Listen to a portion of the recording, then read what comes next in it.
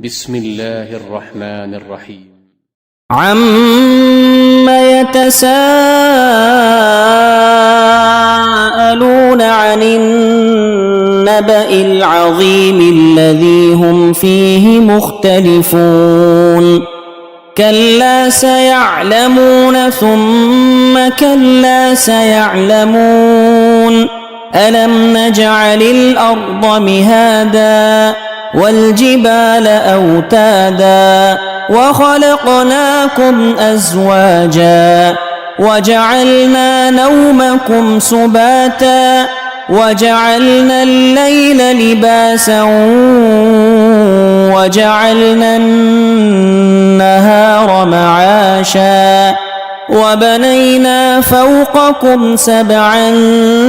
شدادا وجعلنا سراجا وهاجا وأنزلنا من المعصرات ماء ثجاجا لنخرج به حبا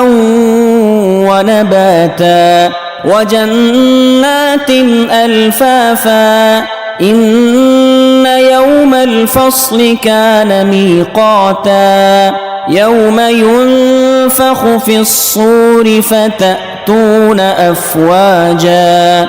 وفتحت السماء فكانت أبوابا وسيرت الجبال فكانت سرابا إن جهنم كانت مرصادا للطاغين مآبا لابثين فيها أحقابا لا يذوقون فيها بردا ولا شرابا إلا حميما وغساقا جزاء وفاقا إنهم كانوا لا يرجون حسابا وكذبوا بآياتنا كذابا وكل شيء أحصيناه كتابا فذوقوا فلن نزيدكم إلا عذابا إن للمتقين مفازا حدائق وأعنابا وكواعب أترابا وكأسا دهاقا لا يسمعون فيها لغوا ولا كذابا جزاء من ربك